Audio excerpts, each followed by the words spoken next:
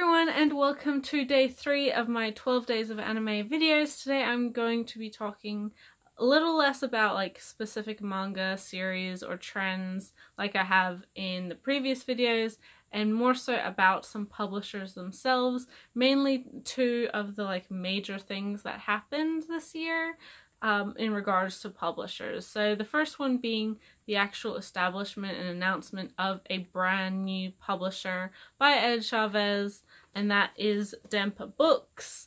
As you can see, I already have one of their books. They also have Inside Mari out, obviously, right here, but they also have another book called Pez, which is out, and next week we should be seeing Future Log, which is an art book, as well as there's something else that's coming out, like Invitation of the Crab, which is something I'm really excited for. Their big major announcement when they were first like revealing themselves and their plans was Kaiji, or Gambling Apocalypse Kaiji, which is not only like the founder's one of his favorite manga, but one that it definitely has a very strong following. A lot of people really enjoy that manga, but again, really niche about like obviously gambling. It's not super duper well known, but it does have some very well regarded anime that are on Crunchyroll, I believe. And so they have that. They also have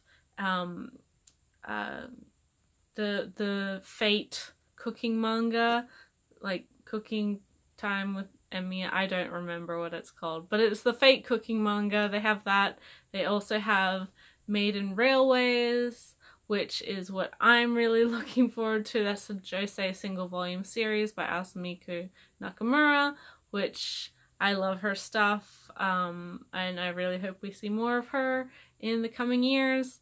And they also just recently announced 2 more licenses, one which I don't really know much about either of them, but one did just get like #1 on like award choices and picks in Japan for like best new manga or best within a demographic or something. I've reading last week there was some sort of event going on where that did actually end up being #1 as chosen by, I guess, judges or voters or whomever.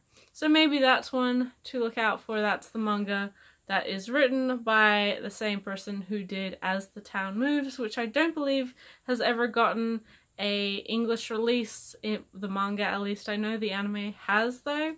So if you are a fan of that, if you've seen that, then maybe you should be checking that one out once it's available.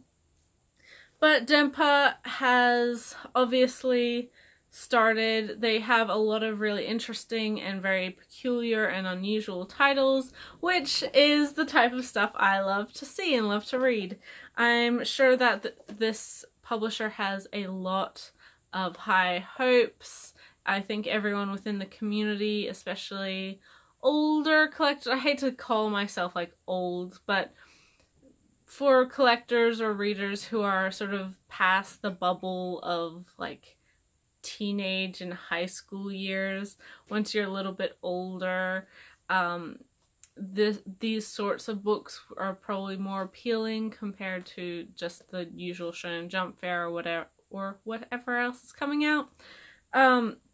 But Inside Mari is the first one that I personally own. It's by Shuzo Oshimi, who did Flower of Evil and Happiness, which is currently ongoing.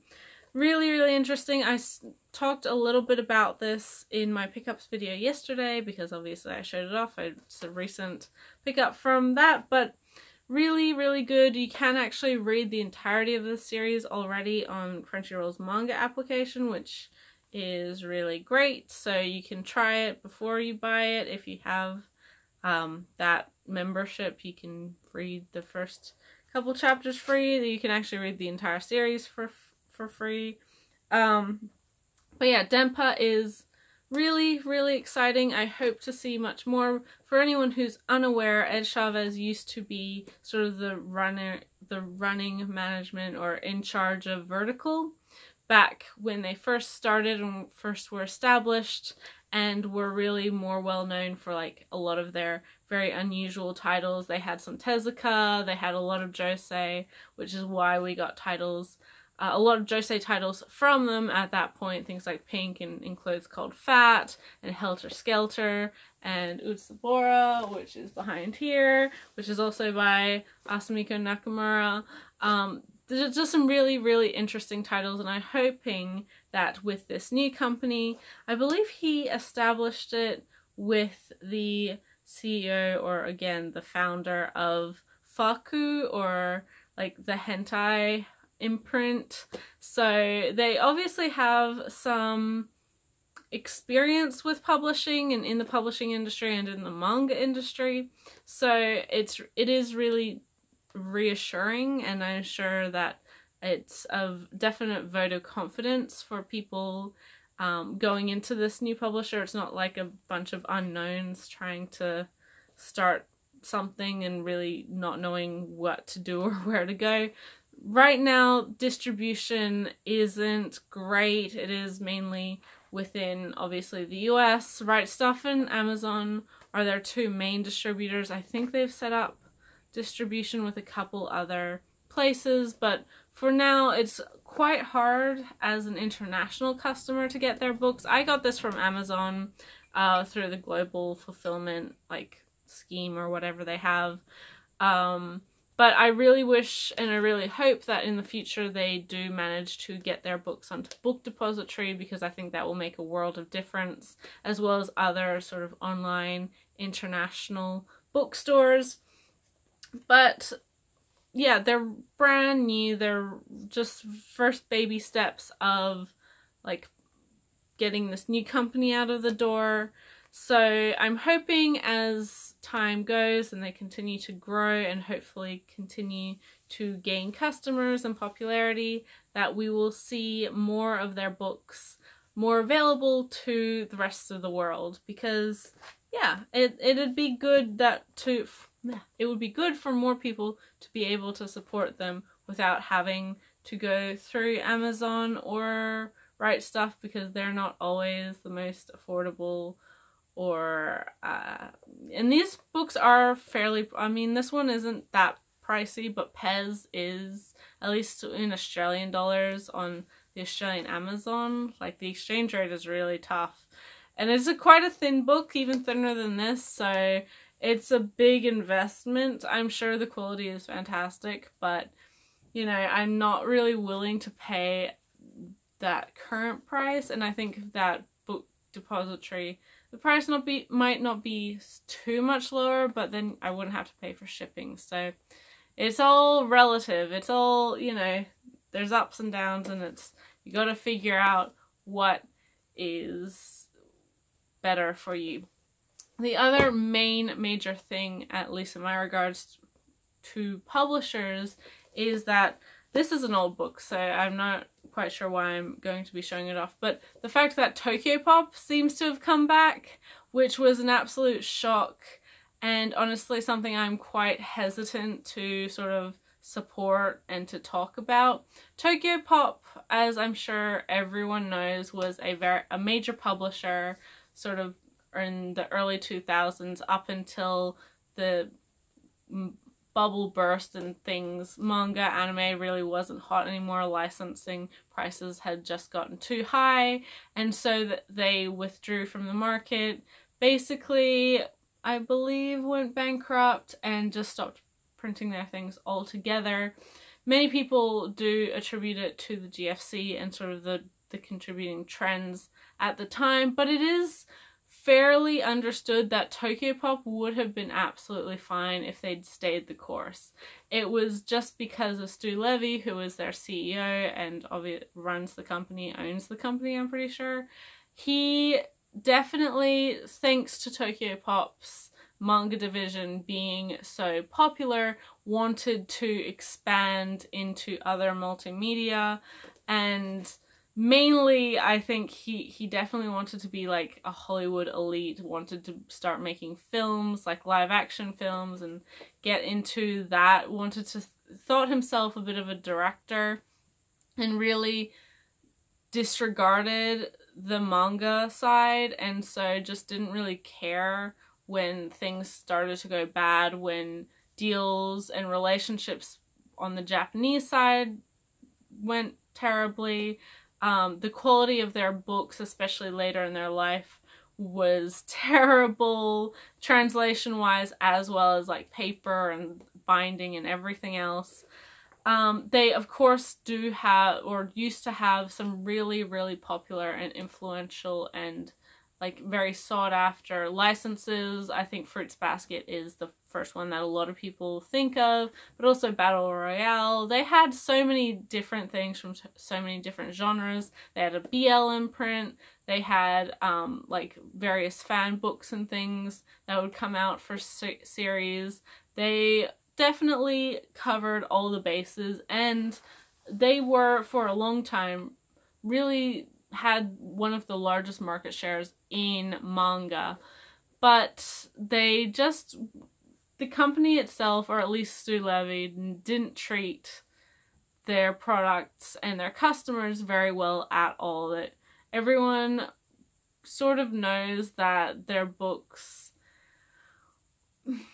Fruits Basket and I think Battle Royale, both of those got like the ultimate edition hardcover releases after the fact, because they were so popular. But those two were like sort of standout, put a lot more effort into, rather than some of their other titles.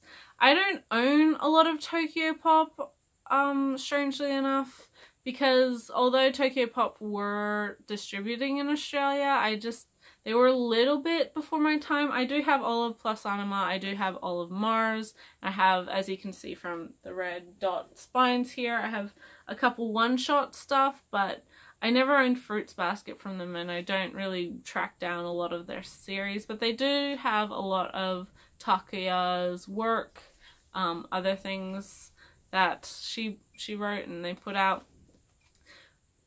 But aside from that as well, they really, really, really mismanaged and did not treat their content creators very well on the English side, because, again, for people who maybe don't know, you're a little bit young for this, Tokyopop had a lot of programs to try and encourage like original English language manga. So they would hold competitions or encourage people to submit their work, and then lucky people would have their stuff serialized and published via Tokyopop. So a lot of you know, creators did, but because of the terms in their contract, those people are never able to use those story ideas ever again. They can't publish it via different means. They've just been really, really mistreated, even those who were really popular. I know there's a lot of stigma against original language, like original English language manga, and you know, it can be not great, but they do have some really solid entries, and there are some very creative and talented people out there. So I don't necessarily think it was a bad idea.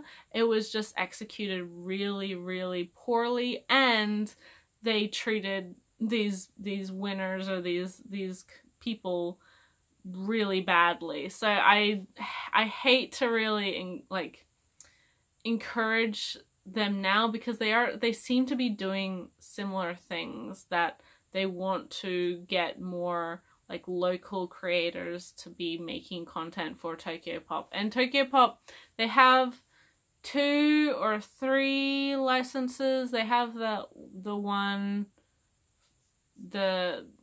Moe one, I don't remember what it's called. That's all fwa. And they have Hanger, which is a BL release.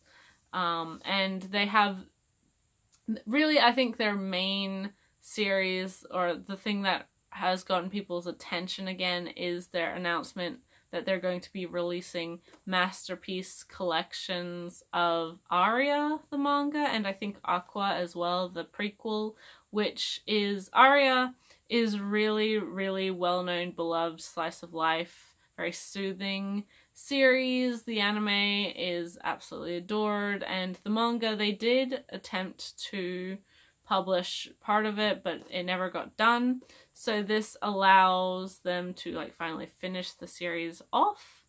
So I know that a lot of people are wanting to get them, and honestly, like for me, I am actually curious, but I hate encouraging or supporting a company, because the thing is, if it was just Tokyopop coming back and they had new management and, you know, wanted to try again, I'd have no issue with it. But the fact is Stu Levy, again, as CEO, like pushing this and wanting to just like come back as if nothing ever happened, nothing was ever addressed in regards to all of the problems that they had. And I think a lot of, again, this like previous generation of fans are still very burnt after this perceived betrayal from Tokyopop. It's conflicting, because I do want them to do well, and hopefully they can maybe get past what has happened and hopefully get some new management and just be all round better run company. But there's just so many problems with the current CEO, and I don't see them ever getting better whilst he's still in charge. So I don't know. Tokyopop is a tricky one. I do think they had some really good manga previously. I'm sure they did burn a lot of bridges with Japan, so I'm not sure how easily they'll be able to rebuild relationships or even gain new contacts within Japan, because obviously that sort of stuff travels quite quickly within the community. But we'll see. We'll see. And I'm not gonna say, like, if Tokyopop does license something that I'm interested in and that I love, I will support it. I'm not going to be hypocritical. If something that I really want and love comes out, it would be hypocritical of me not to support it just out of spite. But at the same time, I would probably wish that another company had gotten it. We'll see. You know, they only have a couple books out. They have like I think 2 of the Fwa one out, and then I think Hanger 2 is, I'm not sure if it's come out, but I know it has a couple volumes out too. And I know they have a couple OEL manga coming out in the future, and I know Aria is planned for next year. We'll see. We'll see how things go. I'm not sure on my opinions of what this. So it's sort of interesting that like a company that was so well known and so established like just was completely gone and did all these things, and people weren't happy and are still really angry at it. It's been almost like 10 years, but and people do have like more confidence in a company that really has just, I mean, they're not newbies, but the company itself is brand new. People have much more confidence in Denpa than they do Tokyopop, and I think for very good reason. But let me know if you agree with that or completely disagree. Tell me if you're looking forward to any of these particular series, your hopes for these these new companies, or the return of an old company, and sort of what this means. Because I think it's always a good thing when you have publishers who are willing to publish different things compared to everyone else. I think having more publishers allows for a lot more diversity, which I mentioned, or which I talked about in my last video. I think that it's always a good thing to have multiple companies and a lot of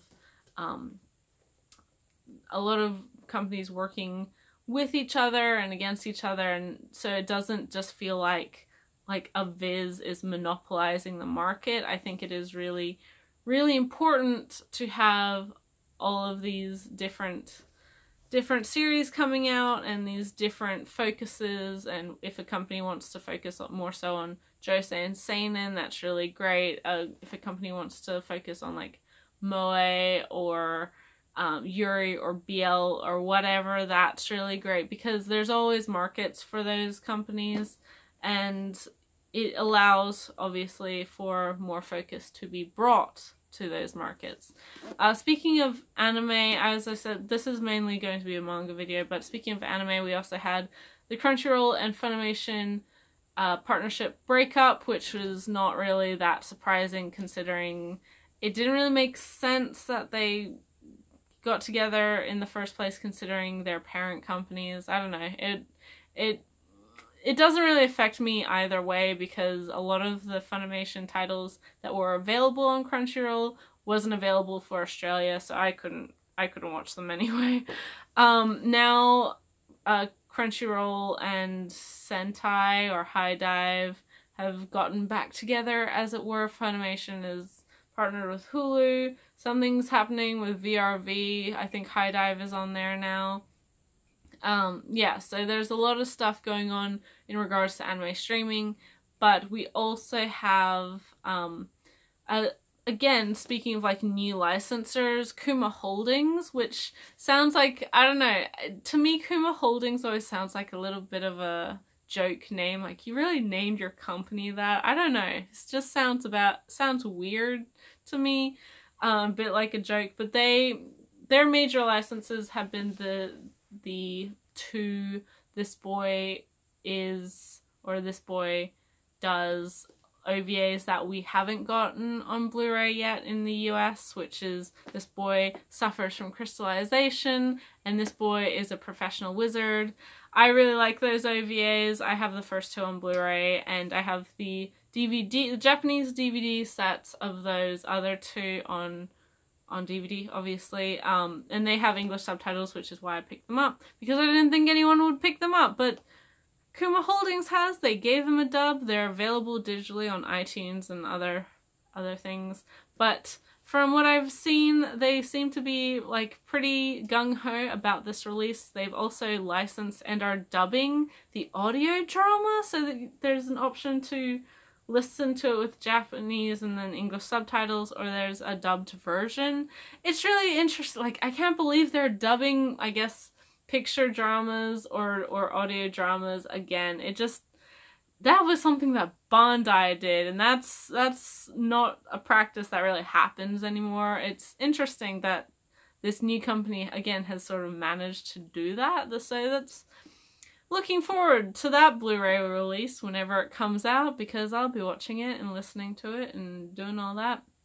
But yeah, it's been a interesting year when it comes to actual licensors and publishers. Let me know if there's any, like, as I said, particular books you're looking forward to from these publishers, or your opinions, whether you agree that Tokyopop coming back is a little bit shady, whether you want them to do really well, or whether you weren't even really aware of the problems with Tokyopop, or what, or your hopes for Denpa, and whether or not you're getting any of their books. I'd like to hear it. But thank you guys so much for watching. I'm Simply G, and I'll catch you in the next video, guys. Bye till then.